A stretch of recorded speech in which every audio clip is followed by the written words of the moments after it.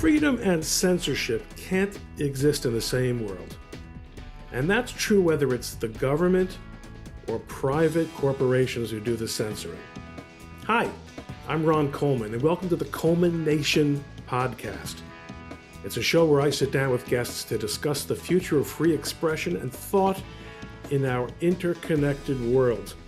Here we will focus on issues involving social media, cancel culture, and free expression that everybody who cares about ideas or freedom should be wrestling with. Isaiah Washington, great to talk to you again. You and I, of course, met through Twitter, the hell site, the place that makes people come together to hate each other. And it's great to talk to you again. I thank you very much for coming on to talk with me as my first ever guest as a member of the ColemanNation. Did you get the pun? Or should I have to explain it? No, I like the ColemanNation. Yeah, you see? I think I can get away with that. Well, you know, as being an attorney, you know, I love words. Being an actor, we want to make sure that the audience understand that we came together on Twitter, but we didn't come together and hate one another.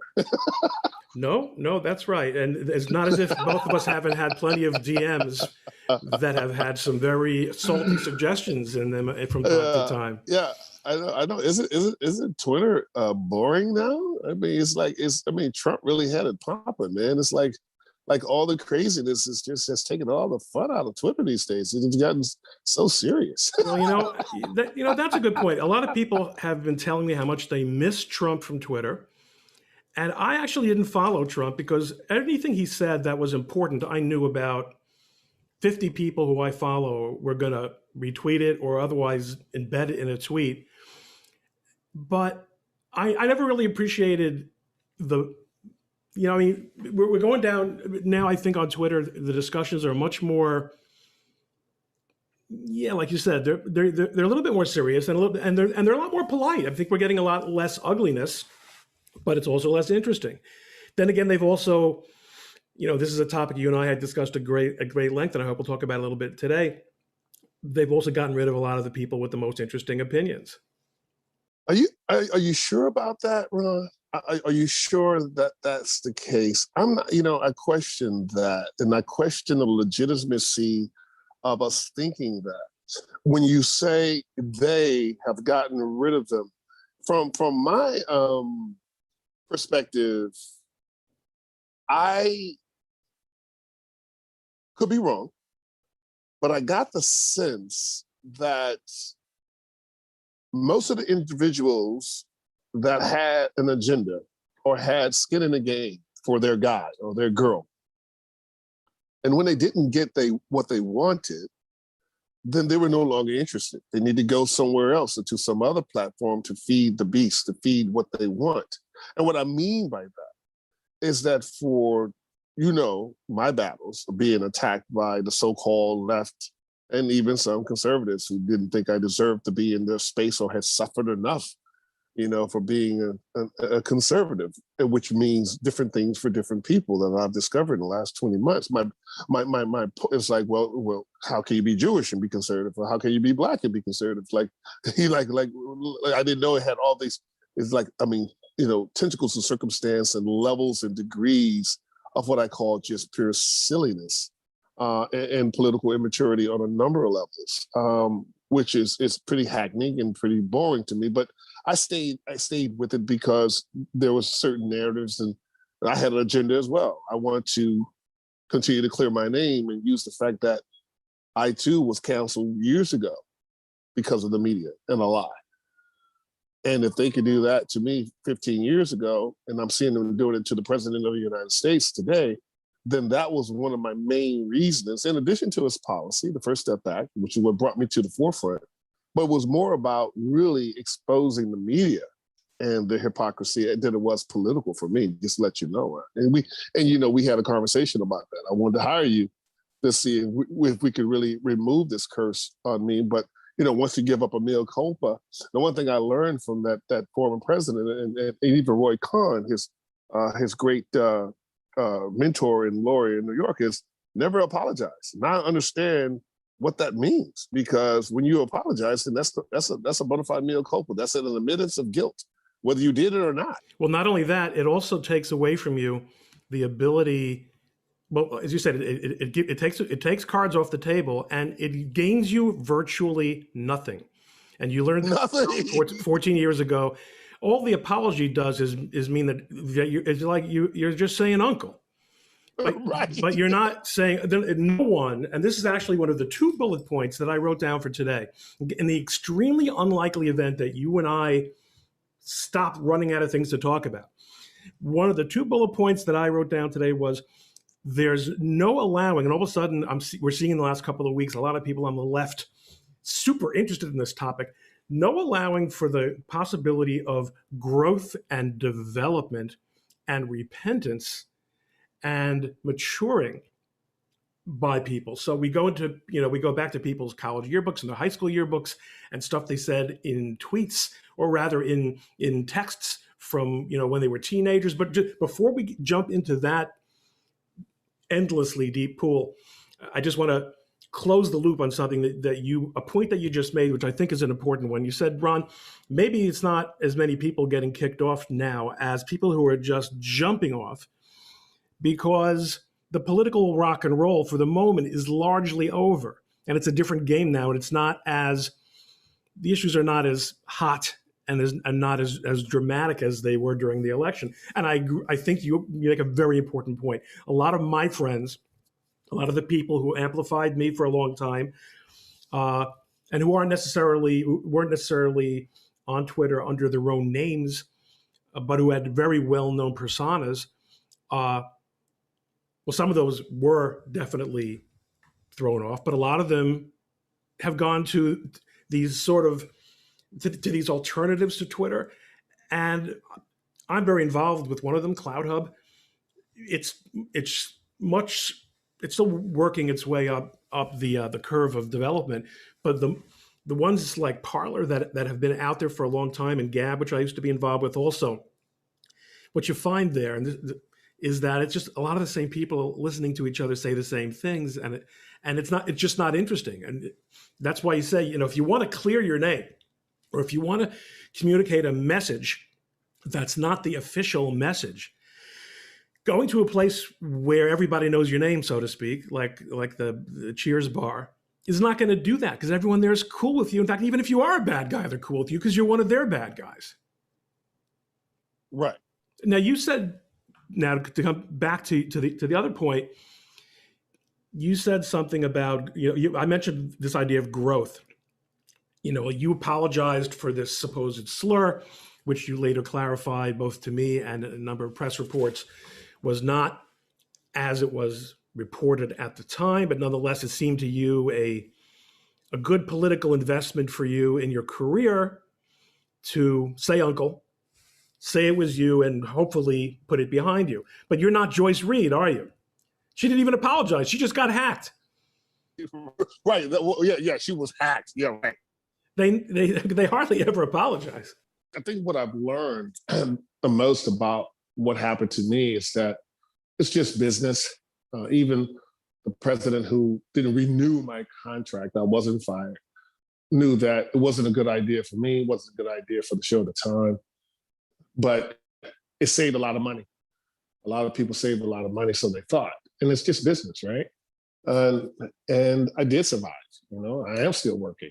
And what I've learned out of that is that I've become more of an independent producer, which now I've learned how I can create content like Isaiah Washington's Kitchen Talk, which did very well on Fox Nation. They didn't order a season 2, but it doesn't matter because I have content out there that technically I own that brand, which was given me an advice by the very man that was forced to not renew my contract with another very powerful brand that's been out there for over 16, 17 years. So my point is, when I was talking about Braveheart, there's a lot of good things that come out, a lot of bad. You know what I mean? Right. No, you're right. And that's a great point. Although, I mean, if you told me, so then I went on, now that I had the independence to be the man that I wanted to be and to take the positions I wanted to take and to project a persona that is the real Isaiah Washington. I did a cooking show. Yeah. Well, I mean, come on. Yeah. Yeah. and own the title, trademarked, it belongs to me. So wherever I find another home, be it Fox Nation or wherever, I own it. And ownership and independence is to me the very basis of what I thought and what I presume what conservatism was all about, right?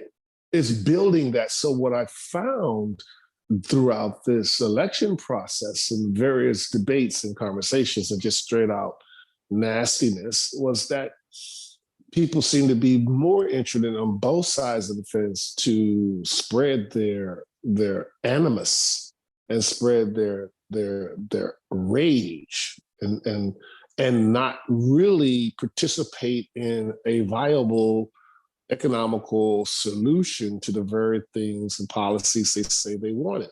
Now, what I mean by that, if that was true, then how do some people considerably possibly be duped into thinking that there's a tyrannical government, which we can say that it looks like one, right? But when people actually supposedly are moving on that according to the Constitution, then people go, hey, that's not who we are. Right. So you know what I want to suggest to you? Maybe what we actually find is that, just as you said a minute ago, it's actually all about business. This is also about business. We, in the field of economics, there's a concept called rent seeking. And the idea of rent seeking is basically what, everyone is looking to, it's like a game of Monopoly. Everyone is looking to occupy property and require other people to pay them to pass through. It's like trolling through all of life. And what we have found in the last couple of decades is that you have these people like these scam artists, the Lincoln Project, who their entire existence is about that, generating that kind of hate and enmity that you're talking about, which seems entirely negative and entirely unproductive, but it made millionaires out of the guys who own it. And to them, it's just a business. It's just a business. So what do we do about that? Well, it's like I said, going back to the 13th, 14th century, and even the Age of Samurai, which I've been watching on Netflix, the Battle of Japan, and watching Braveheart, and that the kings say, I have this thing called prima facte, which means all nobles get to have sexual relationships with, the peasants, the Scots' married wife. And in an attempt to, we can't get rid of these dirty Scots, but then we're going to intermingle and breed, and rape and kill and pillage them, and then breed them away. I think overall, there has been a group of human beings with a mindset of superiority at the time. And whatever they say is the rule of law, it should be the rule of law of the land based on their point of view, based on their bloodline, based on a number of hypocritical things. Right, but it's really based on their power. It's nothing but their power. Bottom line, it doesn't make it legitimate power. It doesn't make it a power that should be looked upon as something that should be revered and repeated. It's just something that powerful people continue to do until they no longer have that power, right? And in this country, if we divide the world a little artificially, but not so madly, into two political parties, which is the political party that gets that? You asking me that question? Yep. Oh, come on. I know, it's a softball. You're not that old. In fact, you and I are almost exactly the same age. I did a little bit of research today, even though you look much, much older than me. Okay. I forgot. I did vie to be your first or your last. Okay, so I'll give you this one. Well, from my observation, let me say this. More of a background on me. My protest vote was very controversial in 2016 because I voted for Vice President Ajuma Baraka and Jill Stein, knowing that they didn't have a hen's basket in hell of a chance of winning.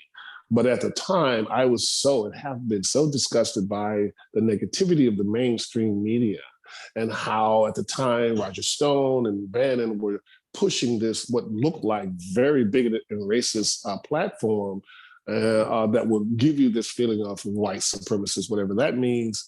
At the time, I just saw through it all because I've been through it all. And it was so negative. I didn't see anything that had anything remotely talked about policy. All right. Also, the part of politics and is POL policy. So when are we going to talk about, oh, what are you going to do for the American people? What are you going to change for our infrastructure? I never saw that. So I made the news along with Susan Sarandon and Oliver Stone.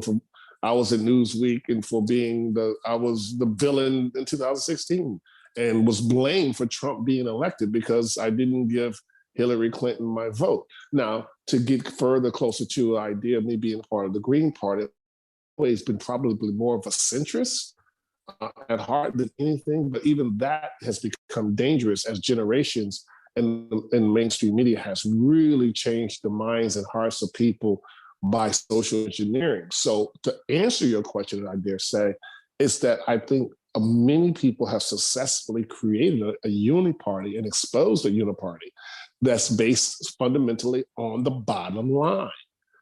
And you have to decide on whose side you're on. It's like surfing. You're either going to get some good glass, you're going to get that wave, you're going to hit it, or you're going to really tank, you get slammed, and you're going to end up at the bottom. And it's going to take a while for you to get up as you're looking up over there and see all this foamy over your head, trying to figure out what's the best time to actually, shoot to the top so you can breathe. Well, this is actually a fascinating answer because you answered outside of the box, because I thought the softball I was throwing you was for you to say that the Democrats understand that it's about getting power and keeping it and destroying your enemies. But what you're saying is, Ron, that might look like that's what the Democrats, when you realize how many Republicans are, based on what happened last fall and in January, were in on it. Then all of a sudden you start looking at a Jill Stein. What's the punchline here? Jill Stein did all those recounts, obviously for Hillary. I never quite understood what the payoff was, but they weren't for Jill Stein. She was doing the recounts to find out if she won. That's correct. And so it's kind of like that wag the dog situation. It's like, who's writing the script this time? I knew that going in, and I participated in the madness, of course. But at the end of the day, I was in the military during the Reagan years, and I remember the propaganda every year from 1981 to 85 in Stars and Stripes magazine. Every year, every day, single day, the Russians were coming. We had to prepare for a Russian attack. Every day that was beaten in our heads. Meanwhile, we were doing things that had absolutely nothing to do with protecting the American people from the Russians, but everything to actually build our own individual wealth and pensions and proclivities all around the country. I talk about that on my podcast, where I break that down of all the nefarious things that I was a part of as a teenager, a young teenager in the military. So once I understood the hypocrisy of it all, and that it is a lie, but it's a very expensive lie, a very important lie.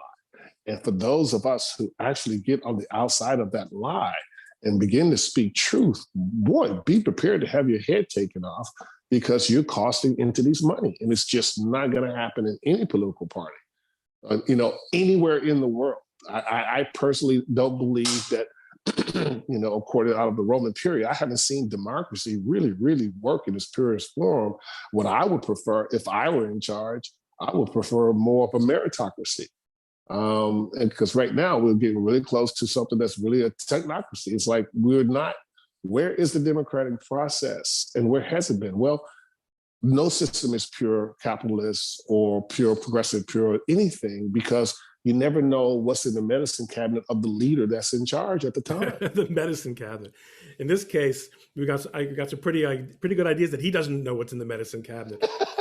But so now you're talking about, the big picture over history. I want to quote to you a tweet. On March 19th, you got very philosophical on Twitter. Oh, okay. Twitter won't even let me go back that far on my own PC. And it says, America has been successfully divided since 1865, end of the Civil War. You know it, and I know it. Yes, that's recent. Quote, they, and earlier in this conversation, we both used the term they have made trillions off this fact, and we, scare quotes, good citizens have still prevailed, not as suckers, but as real, hardworking, flawed, and beautiful, God-loving, family-loving people. Hashtag truthdom. All right, buddy. Who is the they? Let's start out there. Again, any individual that is vying for ultimate power, be it through entertainment industry, military, law enforcement, any individual that feels that the only way that they can get by, the only way that they can sustain themselves is having ultimate power of others. So it's not some static group. It's a mindset. It's a kind of person.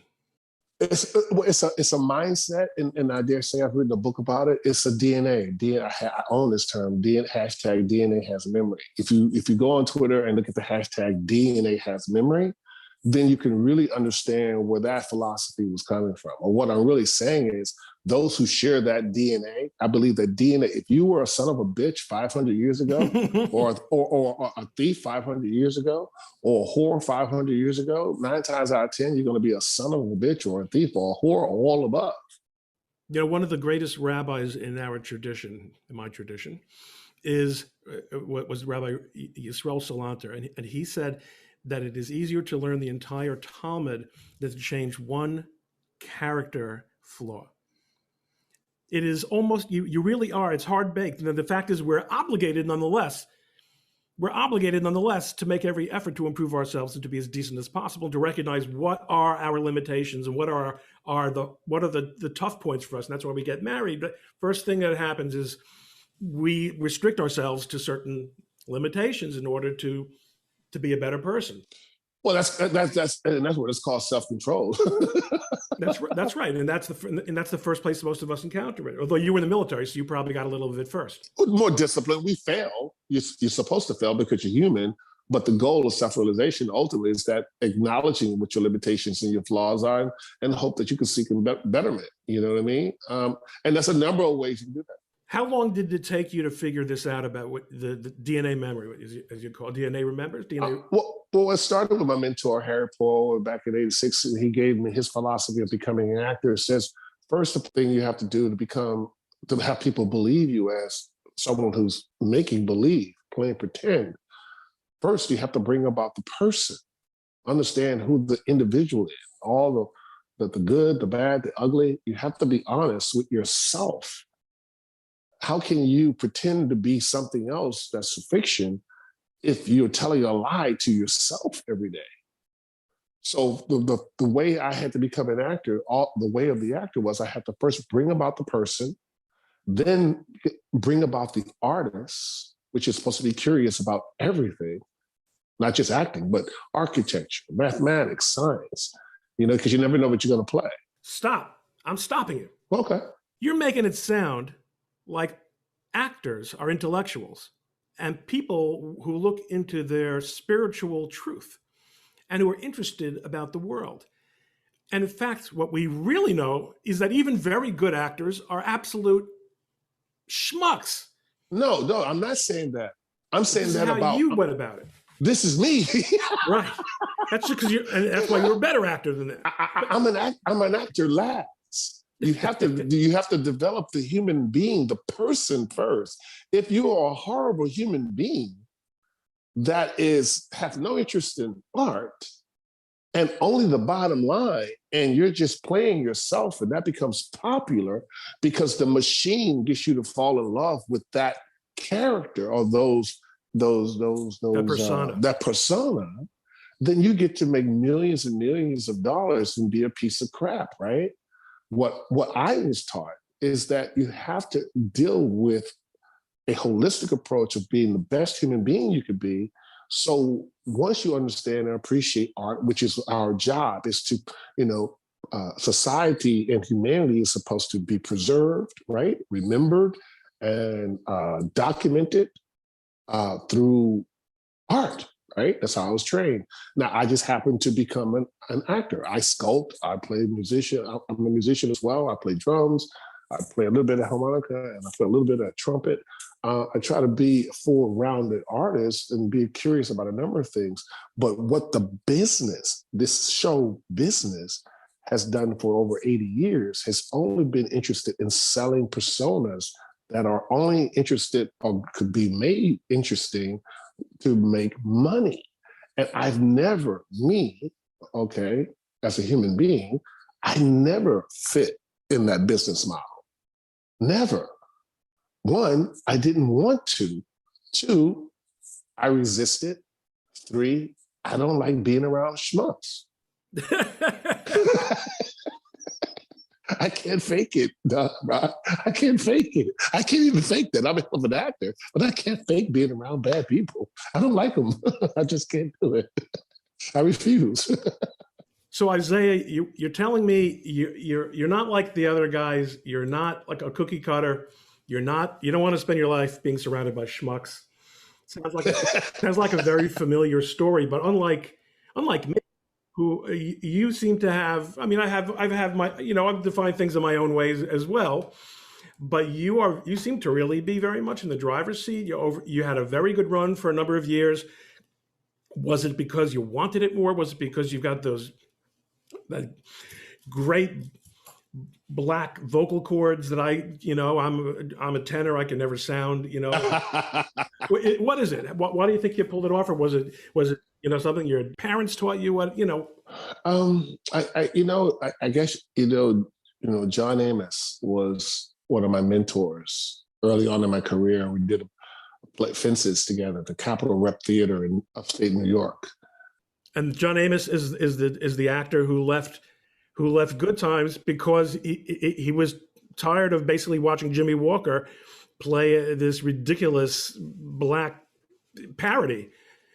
Exactly. And he paid a penalty for that. Now imagine the men that I've gravitated to has been the John Amoses, the Melvin Van Peebles, and the Clint Eastwoods and the Sidney Poitiers and Diane Carrolls. Those have been my mentors over the last 25 years. So they have poured into me the injustices of and Ruby Dee and Ossie Davis. So they sort of passed the torch on to me, is that, be that prince, be that beautiful human being that you are. That is what the world needs.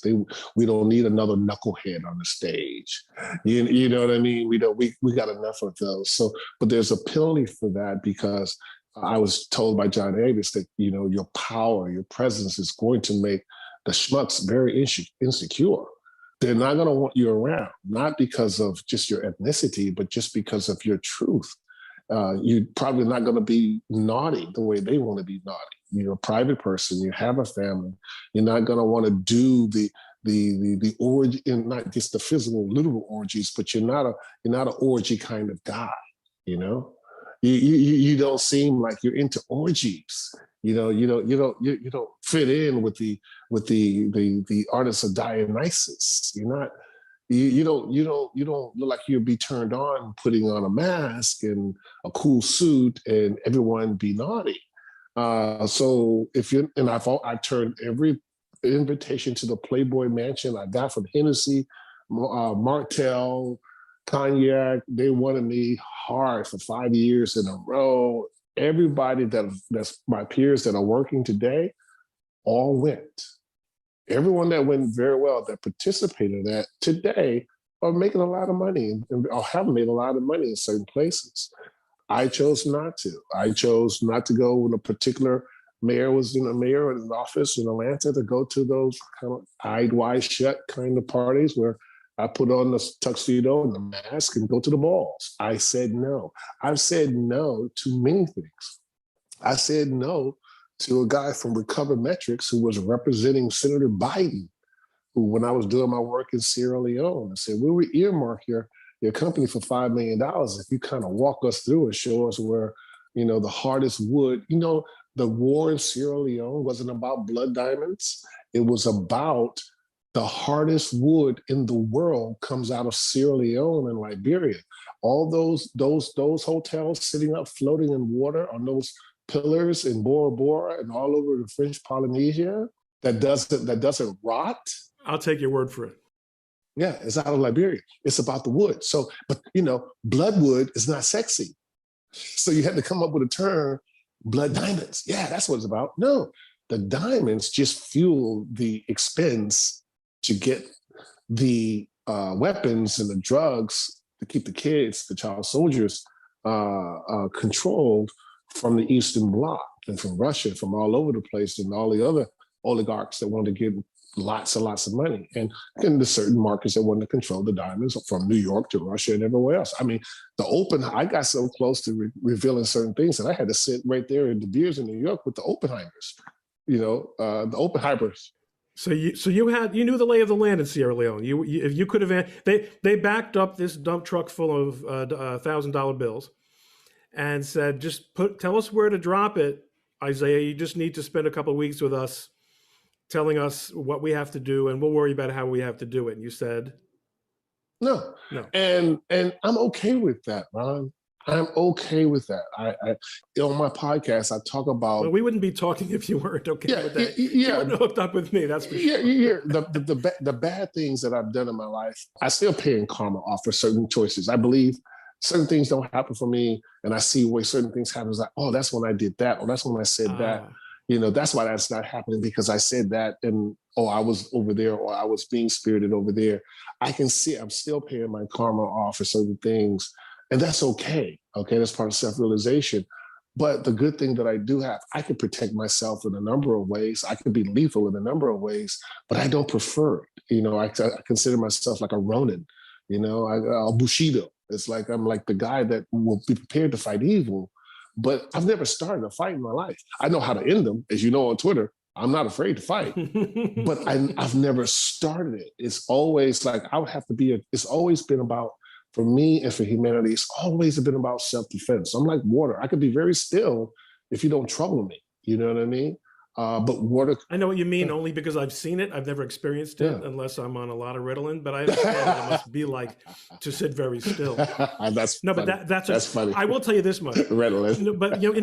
But in my work, the equivalent of that is the question that you don't ask of a witness on the stand. Or the silence, the extra beat before that you let something sink into the ears of the juror before you ask the next question. That is there is a real power in silence and the ability to say no, which is something that, okay, here it comes. We're both men in our upper 50s. The younger people don't seem to understand.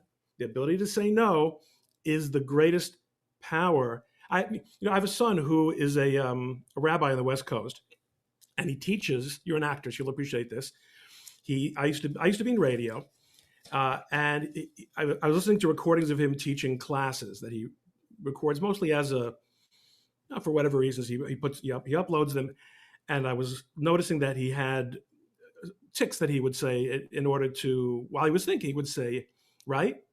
Right? I said, I tell you what, why don't you try, and next time you want to say right, just be quiet. Because you can still think, and you'll actually increase. You think I can't be quiet because my people are going to look out the window. No. When you're quiet, that's when they focus in on you. Saying no, or not making the sound of the dog that didn't bark. I think that's something that guys our age begin to appreciate in a way that we didn't when we were younger. Would you agree?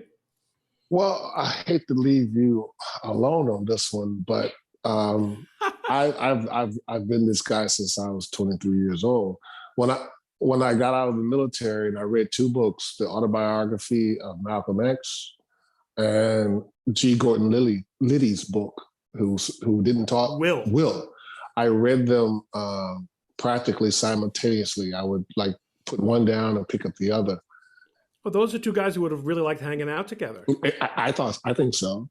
And in a way, two different worlds. So when I saw again, but they both had their eyes on the prize. Right. The lay of the land of government, politics, of how things work. At that age, I did at 23, all I read was Robert Ludlum and Danielle Steele and Tom Clancy books in the military. So I wanted to be a 20-year veteran and a General Washington and become an astronaut at the time, right? So I just, whatever I fell in love with, that's all I cared to read about. But once I woke up, I realized at 23, Ron, I didn't know who Malcolm X was. I didn't know who Richard Wright was. I didn't know who James Baldwin was. I knew Frederick Douglass, Martin Luther King, Jackie Robinson, because those are the pictures they had up on my kindergarten wall, when I was a child. I knew what the public school wanted me to know. And then with 23, when I realized how ignorant I was, man, I was pissed off. 23. That's the answer, Isaiah. That's the answer to my earlier question. That's why you made it. You figured it out at 23, and it took me about another 23 years later than it did you. I don't think anyone can stop us from talking, but I'm gonna let you go today. You've been extremely generous with your time. You and I can always do, but it's been great having you on, and I really appreciate it. And you're, great seeing a guy who's got it figured out. He's in the driver's seat. He says what he means, and he means what he says. And I thank you very much for coming on today. And I appreciate it, Ben. And I'm glad the universe brought me in as your first one. I'll always be your first one. You always will. In so many ways. Great talking to you, Isaiah. Thanks. Okay, Ron. Hey, thank you for listening to the ColemanNation podcast. Don't forget to subscribe on Apple Podcasts or your favorite podcast app. If you like the show, please rate it 5 stars and leave a review. For more information, please visit the show's website at ColemanNation.com. That's Coleman-Nation.com. Or you can visit my blog at likelihoodofconfusion.com. Join us next time on the Coleman Nation podcast and have a great day.